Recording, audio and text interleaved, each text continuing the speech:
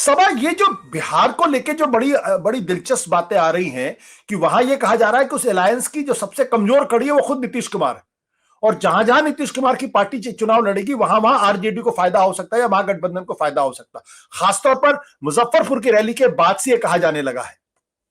सभा आशुतोष, आज के दौर में मुझे लग रहा है कि विपक्ष के सामने प्रॉब्लम ये है कि हर जब अपॉर्चुनिटी आए उन्होंने जाने दी। अब नीतीश कुमार निकल गए और भाजपा किसी को नहीं छोड़ रही है।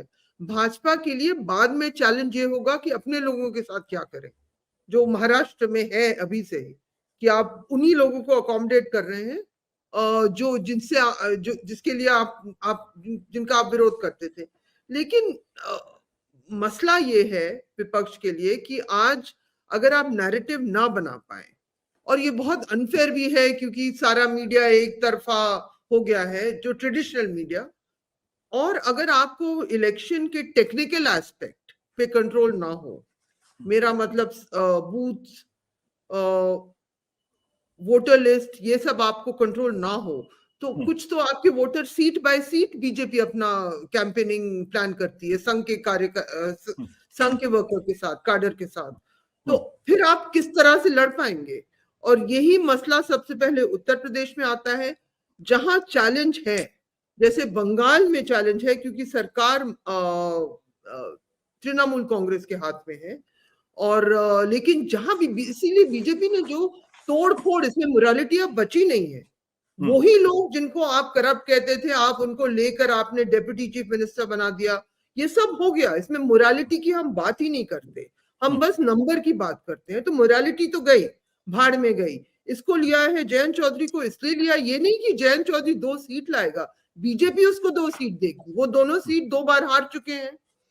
नीतीश कुमार का बहुत अजीब सा हमेशा सिचुएशन रहता है कि बिहार का सोशल बेस इस तरह है कि बिहार में इतने सारे अपर कास्ट लोग हैं नहीं जितना यूपी में है। हमको एग्जैक्ट नंबर नहीं पता क्योंकि कास्ट सभा बिहार इसलिए इंपॉर्टेंट है क्योंकि पिछली बार 40 में से 39 सीटें उनको मिली थी। अगर कहीं गलती से 10 सीट भी अगर इंडिया गठबंधन हार जाएगा तो उसको दिक्कत आने वाली है। और आज की तारीख में नीतीश कुमार ये वो नीतीश कुमार नहीं जो 2019 में थे। आज की तारीख में वो तेजस्वी यादव नहीं है जो 2019 में तेजस्वी यादव थे। आज वो बाकायदा एक बड़े नेता के तौर पर उभर कर सामने आए हैं। और कांग्रेस को भी यह बात समझ में आ गई कि ज्यादा सीट मांगने से काम नहीं चलने वाला, कम सीट पर ही आप फोकस करो। इसलिए मैंने पूछा है सवाल। हम लोग असेंबली और लोकसभा का नैरेटिव मिक्सअप कर रहे हैं। मुझे कोई शक नहीं है कि जब असेंबली इलेक्शन होगा 1 साल के बाद बिहार का, तो तेजस्वी यादव बहुत अच्छा करेंगे।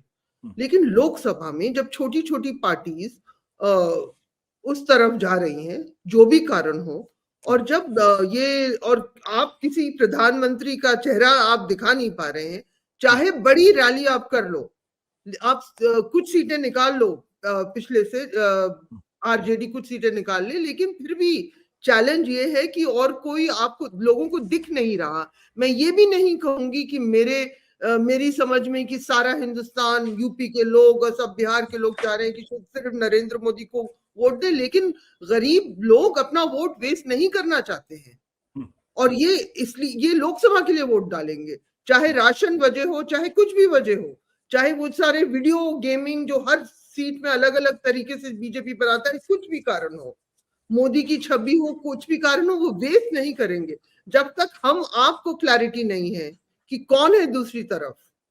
वो आम जनता वेस्ट नहीं करेगी। और ये असेंबली जो आरजेडी की जो बात है, वो असेंबली और लोकसभा में अलग अलग स्टोरीज बनेंगी।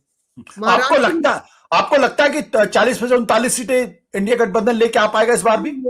कैसे कोई सिर्फ बेवकूफ आपके पैनल में बैठ के नंबर देगा, और आप अगर मुझे बेवकूफ आज बनाना चाह, मैं नहीं ना, तो कोई मैं जमीन पे गई हूँ, लेकिन कुछ भी हो सकता है। देखिए, चैलेंज अभी भी, क्योंकि बीजेपी कुछ भी नहीं छोड़ रही है चांस पे। बंगाल में है चैलेंज, महाराष्ट्र में भी चैलेंज है, महाराष्ट्र में भी चैलेंज है। और लेकिन अगर आप यूपी में, हम लोग वापस यूपी की नहीं जाए, अगर पॉसिबल है ही नहीं ज्यादा सीटों जीतना, तो फिर आप किस तरह से वो नंबर बनेंगे?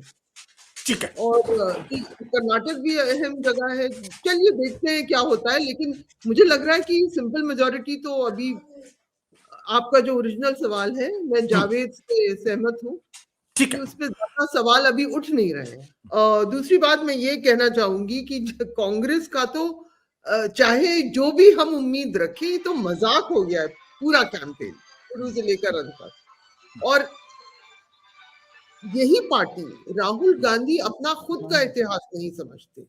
ये जो जाति जनगणना, ये कास्ट सेंसस, ये सब उनके मुद्दे नहीं है। उनकी पार्टी मंडल से खत्म हो गई, क्योंकि भाजपा कांग्रेस ने प्री मंडल प्री मंदिर ईरा में सिर्फ ब्राह्मण और ठाकुर को मुख्यमंत्री बनाया यूपी और बिहार में। ये है असली इतिहास। और वो ऐसे बता रहे हैं कि कोई बहुत चमत्कारी चीज उनको आज किसी ने बता दी। तो ये मुझे समझ ही नहीं आ रहा हो क्या रहा है। ठीक है, तो ये but एक तो आपको जो पूरा ऑब्जेक्शन है, क्रोनिज्म, हाँ बहुत जबरदस्त क्रोनिज्म है।